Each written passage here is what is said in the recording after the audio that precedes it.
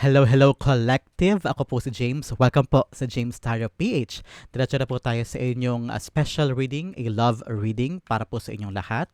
I-take ko lang po yung makaresonate kayo ha and leave the rest. Yung pong ibang impormasyon ay para po sa ibang collective yan na nanonood sa atin today. Kaya laksan niyo po ang inyong intuition para makuha niyo po yung akmang messages na swak sa inyong aspetong puso this time. And huwag niyo pong ipilit halimbawang hindi swak sa mga narratives niyo as of this moment. Kaya talasan po talaga ninyo ang inyong intuition para makuha niyo po yung akmang messages sa inyong usaping puso this time. Thank you po again for all of your donations, saka po sa mga hindi nag-i-skip ng ads at patuloy na sumusuporta po dito sa James Tario PH. Thank you again for your love, for your generosity, and your kindness. Sobrang na-appreciate ko yan. So collective, ano ang naghihintay sa inyong usaping puso this time? Inhale and exhale. The card connecting for the both of you. You have the Seven of Wands. I'm hearing merong defensive, both of you. I'm hearing na parang pinaglalaban yung isa't isa against other people. I don't know, parang malakas ito sa'yo, collective, na parang other people are telling you na parang, oh, ba't yan ang pinatulan mo? Ba't yan ang minamahal mo? Ang daming red flags, ang daming bagay na nai-issue against your person. And ikaw, wala kayo bang ginawa kundi patunayan sa mga mahal mo sa buhay or your friends and family na, hindi, love ko talaga to si person ko, ganyan talaga siya, magbabago pa yan, o kaya hindi totoo yung issue sa kanya, ganyan, ganto, ganyan. So ikaw, there are a lot of things in both of your lives na parang palagi mong dinedefend siya. And you're ready to really stand up for your person. At kung ano man yung mga bagay, I'm hearing in the past, meron ka na rin mga friends and acquaintances na parang inalis mo sa circle mo because hindi sila boto o hindi sila pabor sa relasyon mo with your person, and now at this moment you're still fighting for this love, fighting for what you have, na kahit ang dami ng outside noise na nagsasabi na hindi kayo for each other, na parang ikaw ang maraming sinasacrifice for your person, and that parang feeling nila hindi balance yung relasyon ninyo.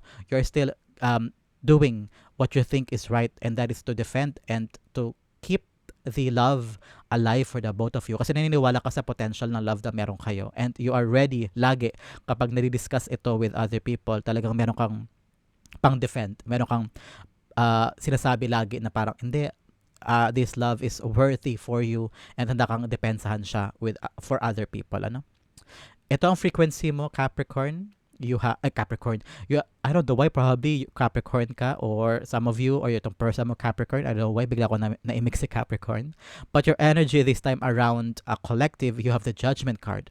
There will be a moment in your life right now na parang meron kang na-realize, parang natauhan ka, or you discovered something about probably your partner or your relationship, or yung naging approach mo sa ugnayan ninyo, probably yung dynamics between the relationship, collective, maaring meron kang na-realize na parang, ba't ganun? Ba't nga pala ako ganun? Bakit ako nag-sacrifice ng marami? Bakit binibigay ko lahat? O bakit parang hindi pantay o hindi balancing ang relasyon? I'm hearing na there's an awakening in your part na parang, oo nga no, meron kang parang nag-burst yung bubble, and then biglang dumating ka sa realidad of your life, of your love life, and how you should truly approach this kind of situation sa buhay ninyong dalawa. So meron kang pagising from something sa buhay mo this time.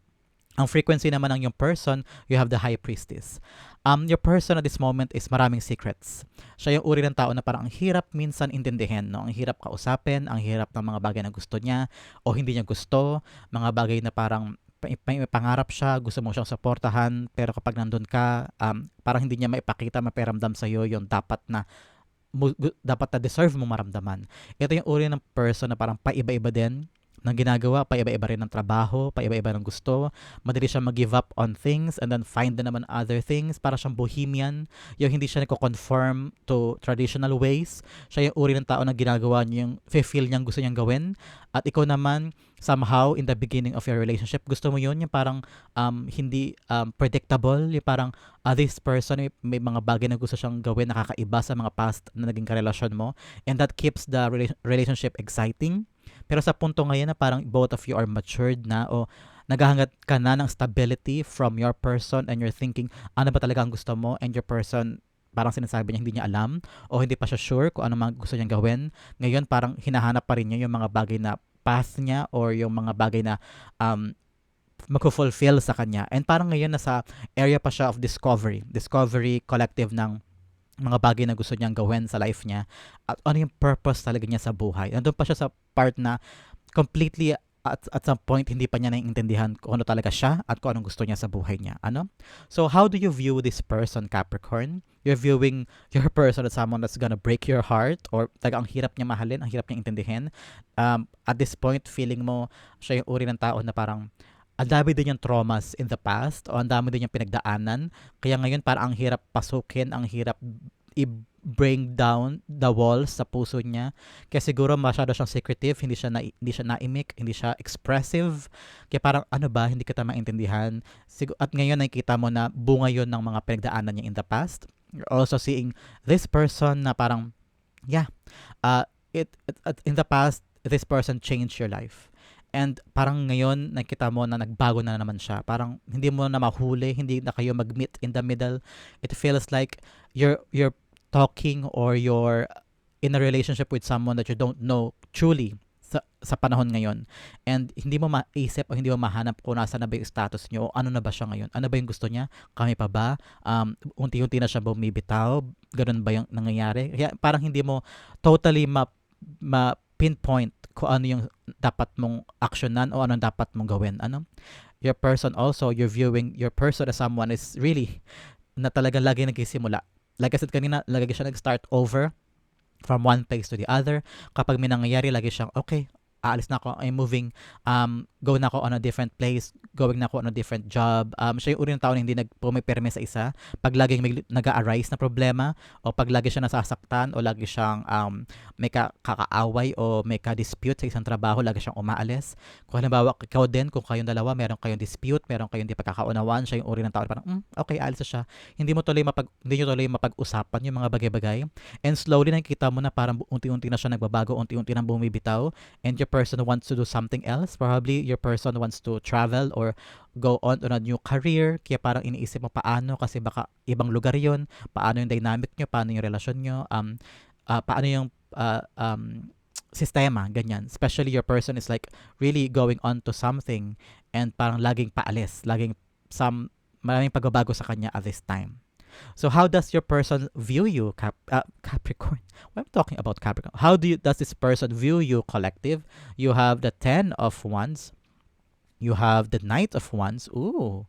And you have the Wheel of Fortune. Okay. Your person is viewing you as someone na talagang hirap na sa relasyon o marami ka daw responsibilities at marami kang daladalahin, collective. Naisip ng iyong person na parang si collective ko, siya yung uri ng tao na kaya niya kahit wala ako. Maraming diyang iba for my collective. At kapag nawala ako o kapag nalingat ako, feeling niya, maraming aaligid-aligid sa'yo at potential lover for you. Hindi rin siya gano'n ang tawag dito, hindi rin siya gano'n ka-secure sa kanyang pag-ibig sa'yo na parang hindi kanya gano'n pinagkakatiwalaan kapag wala siya. Lagi niya iniisip na someone is there for you, na nakikipag-usap ka sa iba, o kaya you are open with other relationships, ganyan. Ito sa pananaw lang naman niya, ha, collective, ha, sa iniisip niya.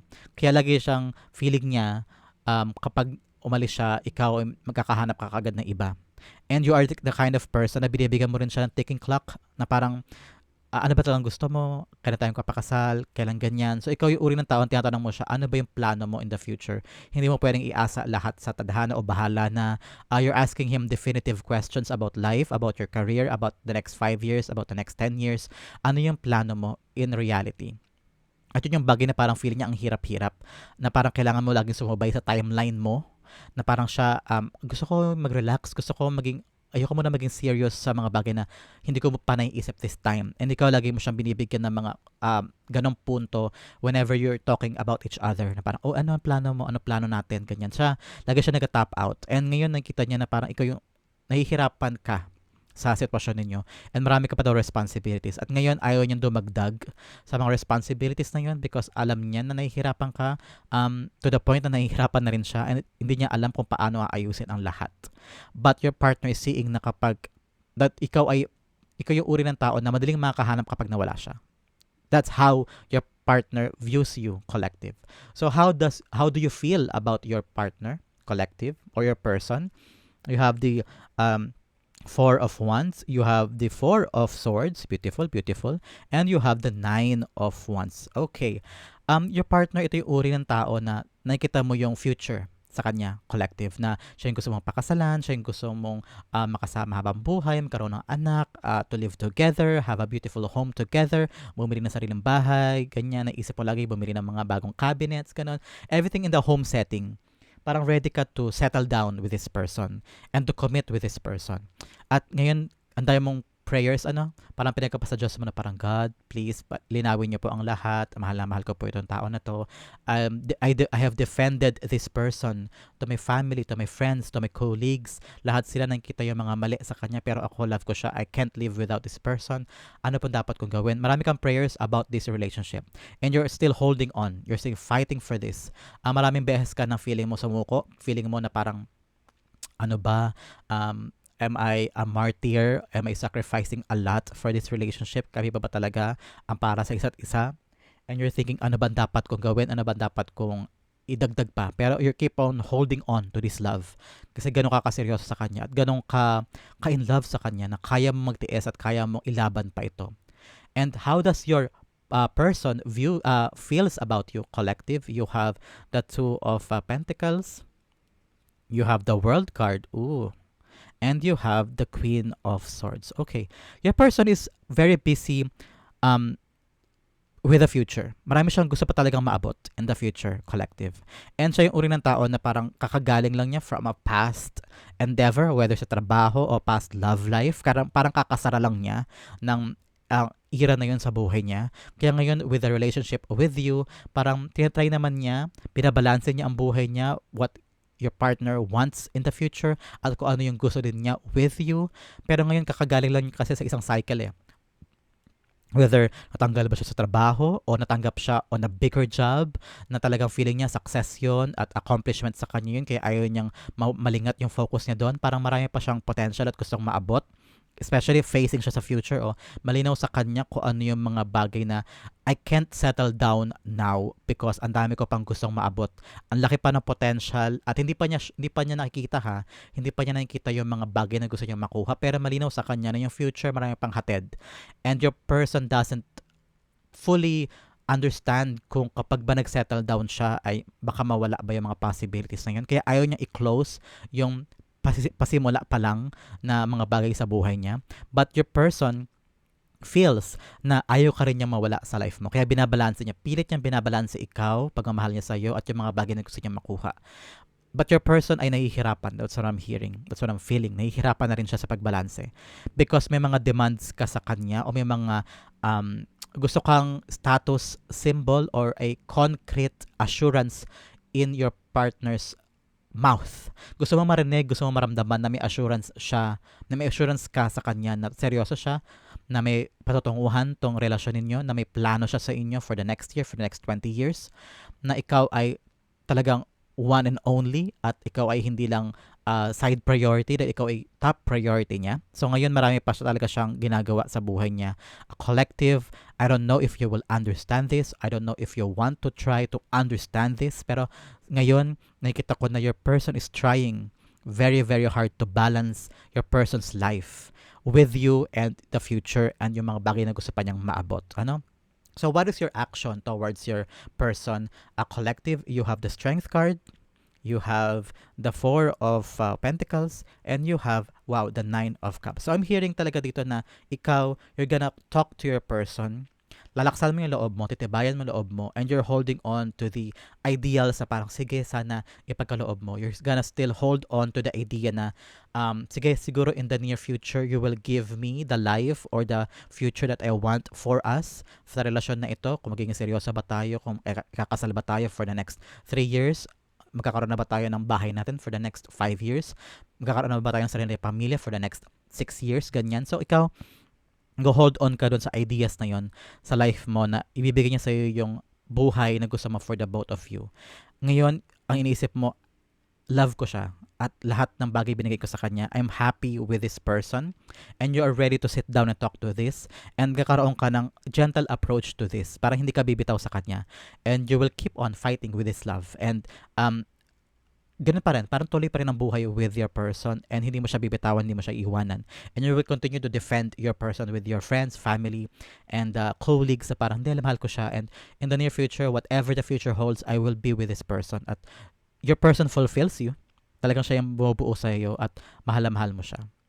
Ano naman yung um, move ng yung person towards you? You have the Five of Wands, you have the Ten of Pentacles, beautiful, and you have the Knight of Cups. Ooh! Wow! Your person at this moment is very conflicted with your person's emotions. Marami pa siyang gusto maabot, mahal ka niya, marami siyang gustong gawin, may mga gusto kang ipagawa sa kanya for concrete assurance, pero siya ngayon marami pa siyang gustong askasuhin. So siya, yung isip niya very conflicted, very, very confused din. Pero nakikita ka niya as someone na makakasama niya for a very long time, collective. Mahal na mahal ka ng taong ito. And your person views you as someone na makakasama niya for a very long time. And gusto niyang gawin yung mga bagay na kasama ka. Maabot yung ganito, makabili ng ganyan, karoon ng gantong financial stability for the future.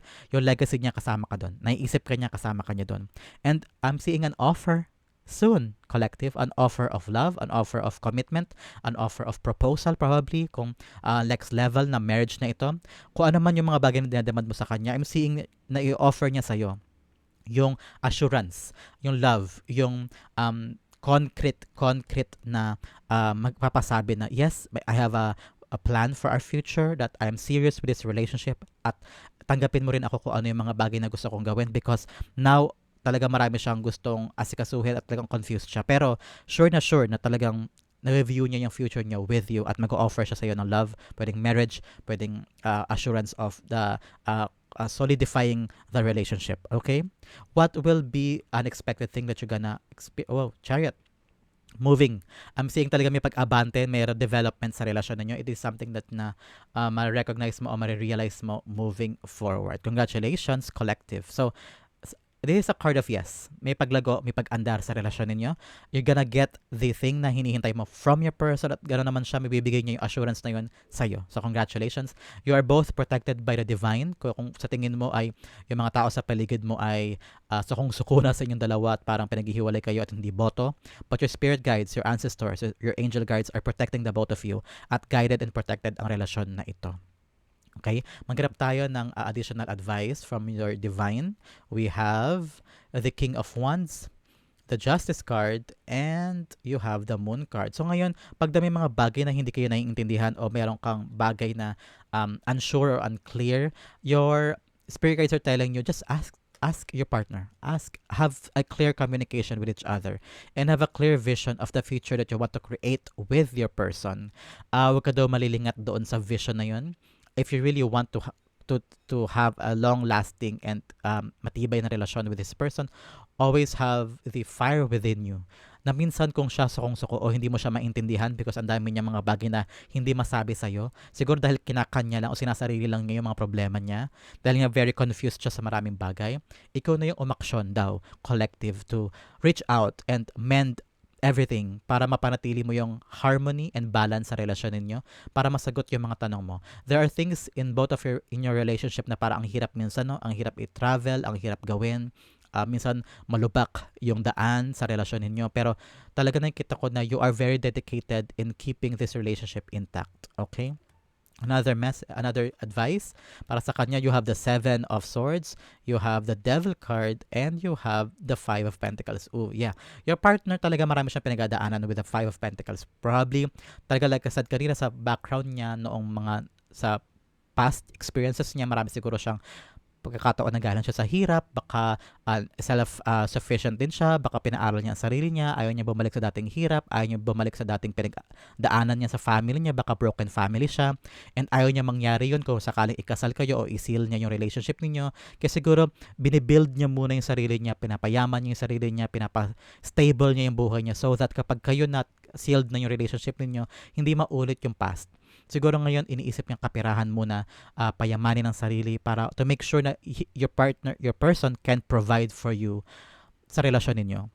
And marami din siyang mga toxic traits siguro, may mga bagay siguro na parang hirap na hirap siyang tanggalin, probably masakit din to magsalita, madali din siya magalit siguro, collective, o kaya mabilis siya mag-irit ang ulo, at siguro minsan meron din siyang katamaran sa sarili niya, meron siyang mga habits or vices, may mga bisyo ba siya na hirap siyang tanggalin sa sarili niya. At siya rin yung uri ng tao na nag-self-destruct minsan.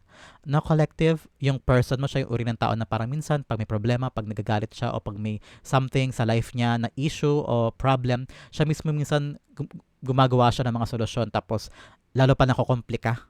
Kaya parang yung person may someone that's really self-destruct sometimes because nanggaling siya sa isang past na sobrang hirap, na ang hirap i-let go ng trauma na yun, at naka-apekto yun sa ugali niya, sa kung paano niya solusyonan yung problema, kung paano siya mag-react minsan. Kaya parang ikaw lagi, I'm feeling na ikaw yung pinadala ni God sa person mo to really fix your person or assist your person or be there for that person. Parang ikaw yung dinala niya at para umalalay sa kanya. Ikaw yung binigay niya sa taong ito na may enough love, unconditional love to take care of this person. Ano, that is very, very noble of you. And talaga ito yung true love from your collective. Another message, you have the Two of Swords, you have the Eight of Pentacles, and you have the Empress card. I'm seeing here na sometimes daw in the process of really working on in this relationship, don't forget daw to really take care of yourself, collective. Ngayon, if you want to really build a life with this person, make sure na buuin daw muna yung mga pangailangan around the family. Work on the things na kailangan i-work on. Halimbawa, stability, ipon, pera, pangkinabukasan. Make sure na may impok kayo before you make on a next level of commitment, especially pag nag-offer na siya sa'yo. Intindihin mo din na marami siyang kailangan buuin sa life niya para may provide din siya sa'yo. I'm hearing na protektahan mo rin daw ang sarili mo. Sometimes, take care of yourself too. Kakaalaga mo sa kanya, nakakalimutan mo na ang sarili mo. Also, your work. Meron ka bang pinakakaabalahan this time? Collective, like your own business? Meron ka bang sideline? O parang professional ka rin ba? So make sure this time na huwag mo daw kalimutan din na alagaan yung mga bagay na pangarap mo, your dreams, your work as a professional or your business. And also, huwag ka daw karoon ng mga bagay na parang pag meron mga kailangan pagdesisyonan, huwag mo daw iisang tabi. And marami pang options, marami pang other ways to solve a problem. Minsan pag naisip mo na ito lang solusyon, hindi lang yan, meron pang ibang bagay. So make sure na hindi ka stuck sa mga decision, and always be an active player sa relasyon ninyo. Both of you. And if you want to really fight for this love, for this relationship, always have the conscious effort to work on it.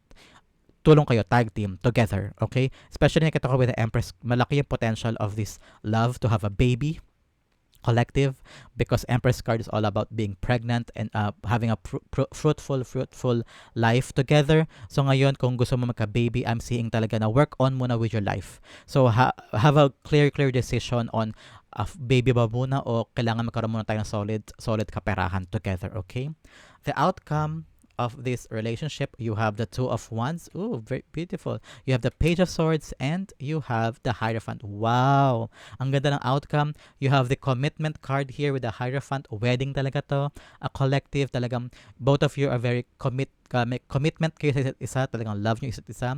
I'm hearing also with the Page of Swords, kung mayroong mga bagay na hindi pagkukunawaan, always have the clear communication. Mag-reach out ka. Anong problema? And then, listen and understand the person kesa mag-argument kayo just to win an argument. No, always reach out. Be curious. Ano pinagdadaanan niya?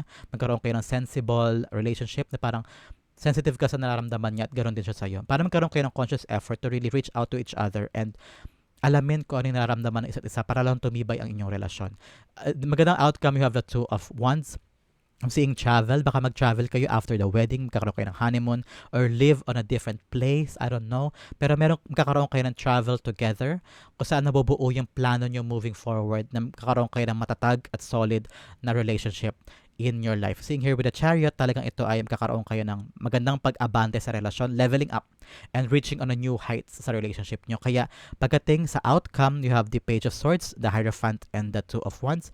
Have a clear vision of the future that you want with each other.